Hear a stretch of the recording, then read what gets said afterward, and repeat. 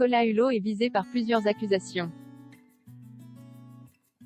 Dans un numéro d'envoyé spécial, diffusé jeudi 25 novembre, 6 femmes l'ont accusé d'agression sexuelle pour des faits qui se seraient déroulés entre 1989 et 2008. Interrogé par Élise Lucet, l'ancien ministre s'est dit anéanti, « Je suis anéanti donc. Je ne peux même pas imaginer, voilà. Je n'ai même pas envie de me défendre, ça ne m'intéresse plus. C'est pas une question de reconnaître, je n'ai même plus la force. » Depuis ces révélations, les proches de Nicolas Hulot sortent du silence pour expliquer qu'ils n'étaient au courant de rien. Mais invité sur le plateau de Jordan Deluxe, le chanteur Antoine a tenu un autre discours. Avec Nicolas Hulot, nous nous sommes rencontrés plusieurs fois, j'ai dormi chez lui, s'est souvenu l'interprète des élucubrations.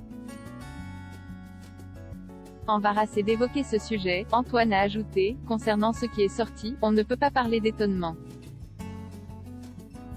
Il fait laisser la justice s'exprimer. Après les révélations de France 2, la justice a en effet ouvert une enquête préliminaire pour viol et agression sexuelle pour des faits susceptibles d'avoir été commis à Paris à l'égard d'une victime mineure, selon le communiqué publié par la procureure de la République de Paris. Les investigations ont été confiées à la Brigade de protection des mineurs de la Direction régionale de la police judiciaire et s'attacheront à déterminer si les faits dénoncés peuvent caractériser une infraction pénale et si, au vu de leur ancienneté, la prescription de l'action publique est acquise. Si Nicolas Hulot n'a pas pris la parole, son avocate était invitée de BFM TV ce samedi 27 novembre. Nicolas Hulot est accablé par les accusations, on peut avoir envie de se défendre, ce qui est son cas, a d'abord expliqué maître Jacqueline Lafont. Ce sont des accusations qu'il ne comprend pas, qu'il reçoit comme une profonde injustice.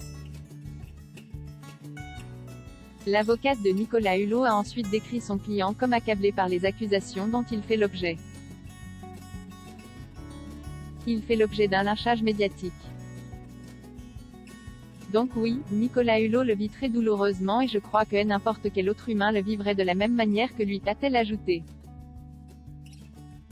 L'avocate, qui défend également Patrick Poivre des Arvor, a enfin assuré que Nicolas Hulot ne serait jamais poursuivi.